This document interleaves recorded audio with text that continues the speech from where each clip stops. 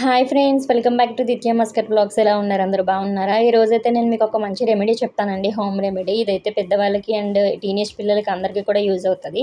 Main ఈ రోజుల్లో అందరూ కూడా పీసీఓడి అండ్ ఇర్రెగ్యులర్ పీరియడ్స్తో చాలా సఫర్ అవుతున్నారండి. నేనైతే చాలా సఫర్ అయ్యాను 1.5 ఇయర్ నుంచి. సో దానికి నేను మీకు ఒక రెమెడీ చెప్తాను పదండి.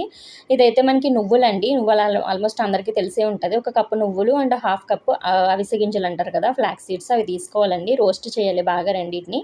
రోస్ట్ చేసేది మనం ఒక పౌడర్ కింద చేసుకోవాలండి ఫైన్‌గాని. చేసుకున్న తర్వాత ఇందులో మనం బెల్లము యూజ్ చేయొచ్చు అండ్ ఖర్జూరం కూడా యూజ్ చేయొచ్చు మిక్స్ చేసుకోవడానికి. సో నేనైతే ఖర్జూరం తిననండి, డేట్స్.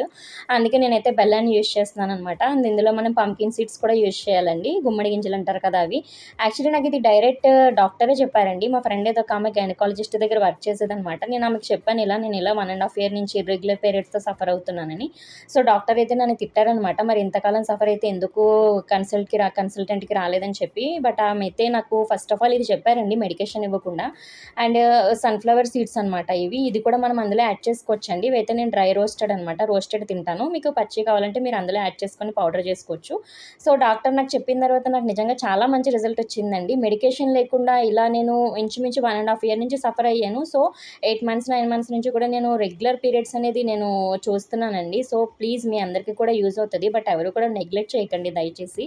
సో ఈ వీడియో మీ అందరికీ కూడా యూస్ఫుల్ అవుతుంది అనుకుంటున్నాను. And please subscribe my channel and like my channel. By by.